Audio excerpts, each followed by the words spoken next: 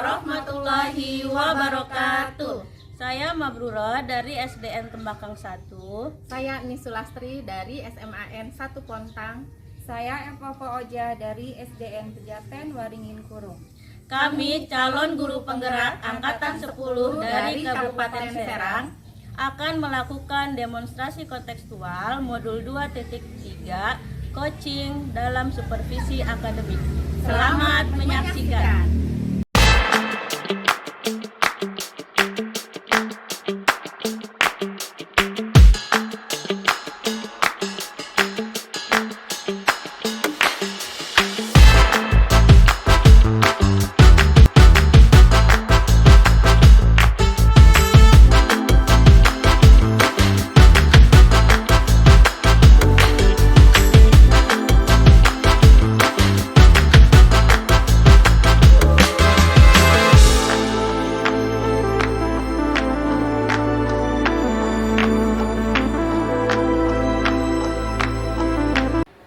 Assalamualaikum Bu.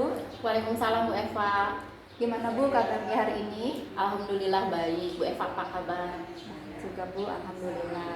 Nah, Ibu nih ya, sebelum kita melakukan coaching pada hari ini ya Bu ya, saya akan melakukan beberapa pertanyaan terlebih dahulu kepada Ibu. Yang pertama itu saya akan mendiskusikan tentang rubrik penilaian kita hari ini ya Bu ya, baik itu pada coaching ataupun pada coach ya, dan coaching akan saya amati juga dan saya akan nilai sesuai dengan rubrik yang ada di alur tirta ya Bu ya. Kemudian bagaimana nih Bu memberikan pertanyaan berbobot kepada coaching dan juga bagaimana coach tersebut merespon atau menanggapi pertanyaan dari coachnya ya. Terus jangan lupa yang disesuaikan dengan prinsip coaching ya Bu ya. Pertanyaan pertama nih Bu yang akan saya tanyakan kepada Ibu ya Bu ya.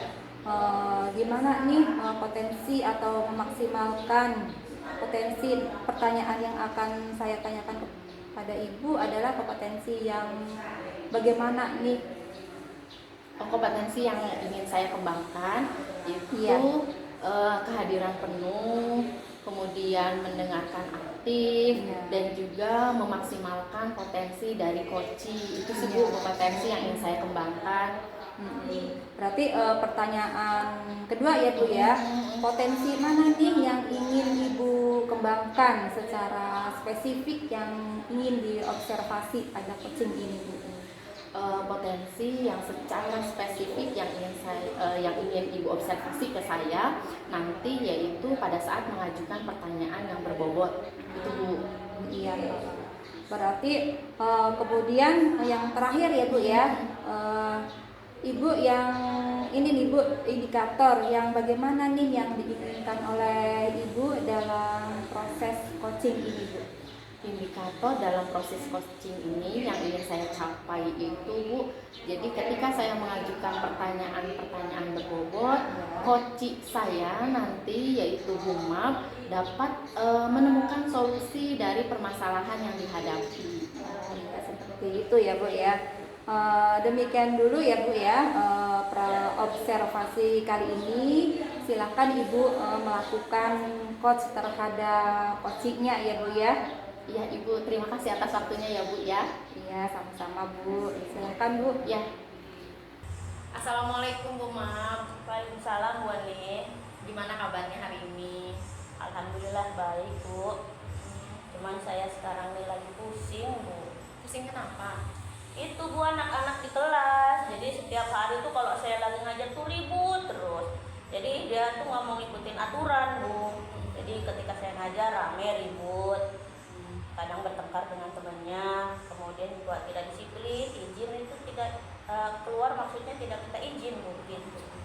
Jadi anak-anaknya Bu Mam itu tidak bisa diatur ya. Betul Bu. Perilakunya berarti gimana tuh, keluar? Tidak mengikuti peraturan Bu. Tidak mengikuti. Padahal sudah ada peraturan itu di kelas. Sudah ada peraturan. Betul. Bu Mam itu inginnya murid-murid Bu Mam itu seperti apa? Kalau saya sih Bu ya inginnya anak saya tuh tertib, mengikuti peraturan. Jadi peraturan yang ada di kelas itu diikutin sama mereka gitu. Jadi ketika belajar kondisi kelasnya itu kan jadi tertib gitu Bu. Jadi yang Bu Mab inginkan itu kondisi kelasnya tertib, kemudian murid-murid Bu Mab juga mentaati peraturan. Betul Bu. Berarti peraturan memang sudah ada Sudah ya, ada. sudah ada. Ketika membuat peraturan itu bagaimana tuh?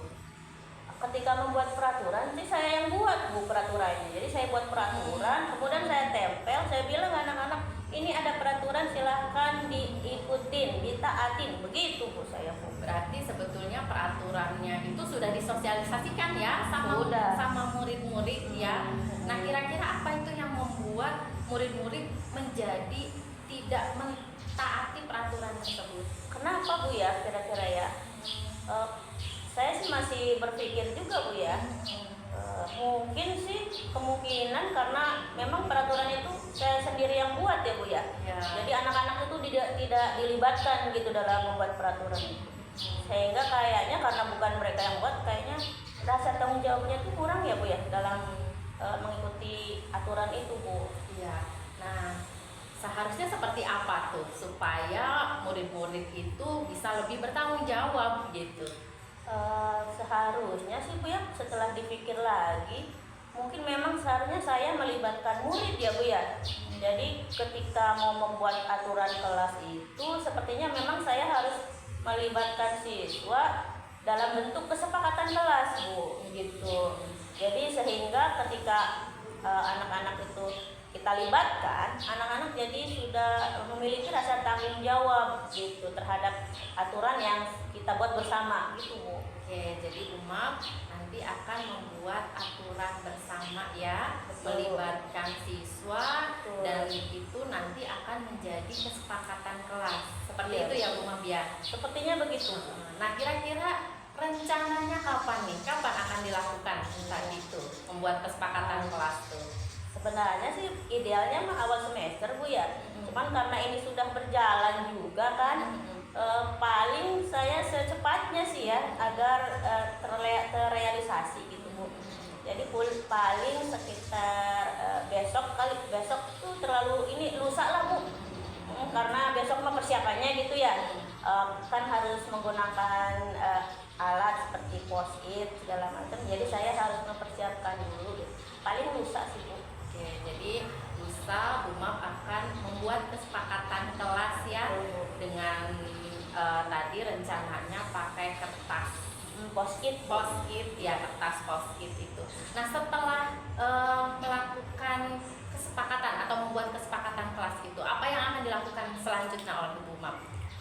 Jadi membuat kesepakatan kelas itu saya ceritakan prosesnya dulu ya Bu ya.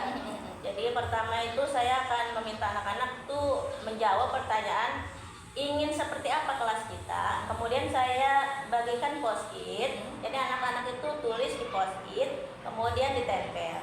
Nah, setelah semuanya menempelkan pendapatnya, nanti kita baca bersama-sama. Kemudian kita sepakati nih mana yang dijadikan aturan gitu. Nah, setelah ketemu tuh misalnya aturan sesuai dengan kesepakatan, nah tindak lanjut berikutnya tentu saja saya akan membuat kesepakatan itu di sebuah karton, kemudian juga bawahnya saya kasih space kosong, kemudian anak-anak memberikan cap jempol sesuai dengan warna. Jadi saya akan membawa kayak semacam cat warna gitu. Jadi anak-anak bisa memilih warna kesukaannya, kemudian memberikan cat jempol, kemudian dikasih nama. Gitu. Dengan begitu anak-anak merasa, oh ini punya saya nih kesepakatan gitu. Jadi sudah ada rasa tanggung jawab. Nanti saya tempel tuh body. Luar biasa sekali Bu Mab. Iya, Jadi Bu. nanti pada saat Bu Mab membuat kesepakatan kelas, sudah ada kesepakatan kelasnya, Bu Mab akan tempel di kelas. Betul. Kemudian di bawahnya juga ada cap ya, cap jempol anak-anak yang di kelas Bu Mab pakai tadi apa? Warna, Bu. Warna ya, pakai warna yang pilihan anak murid sendiri. Kemudian juga kesepakatan kelas tersebut ditempel ya, Iya, di Bu. kelas, Betul. ditempel di kelas. Nah, setelah kita melakukan obrolan ini nih, apa yang Bu Map dapatkan? Wah, saya merasa tercerahkan nih Bu. Karena waktu pertama kita ngobrol kan saya masih bingung tuh Bu ya, masih pusing nih anak-anak ribut terus. Saya harus bagaimana gitu. Nah, di akhir saya mendapatkan pencerahan. Ternyata memang ketika kita membuat peraturan kelas itu memang sebaiknya anak dilibatkan. Jadi saya sudah menemukan nih solusi dari kepusingan saya ini Bu. Gitu. Jadi melibatkan anak-anak dan membuat kesepakatan kelas begitu Bu. Ya, alhamdulillah berarti sudah ada solusi ya. Iya Bu, betul. Bahwa nanti lusa Bu Map akan membuat kesepakatan kelas, kemudian juga akan ditempel di kelas Bu Map dengan harapan tadi Anak-anak mengikuti aturan itu karena sudah sesuai dengan kesepakatan bersama. ya, anak-anak mengikuti aturan memang karena itu sudah sesuai dengan kesepakatan kelas ya, kesepakatan bersama.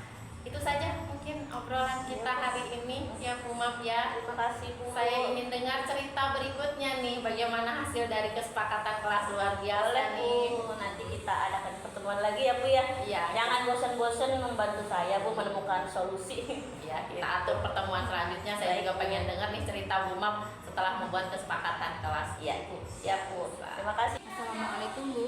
Waalaikumsalam Bu Eva. Baik Bu, tadi Ibu kan sudah melakukan percakapan coaching nih Bu ya bersama Ibu Map. Sebelum menutup nih Bu ya, saya akan menanyakan beberapa pertanyaan nih pasca observasi. Yang pertama, apa saja nih yang Ibu sudah lakukan pada saat melakukan coaching terkait indikator tercapaian yang diinginkan? Yang sudah saya lakukan terkait indikator yang ketercapaian yang saya inginkan tadi pada saat saya melakukan coaching dengan Bu Map, percakapannya menurut saya sudah sesuai dengan alur Tirta karena saya tadi sudah ada proses menanyakan tujuan, kemudian juga identifikasi, ada rencana aksi juga, dan juga tanggung jawab kepada Bu Map. Nah itu dari pertanyaan-pertanyaan yang saya ajukan, Bu Map bercerita tentang masalahnya dan juga menemukan solusi untuk mengatasi permasalahan yang sedang dihadapi oleh Bu Map sekarang.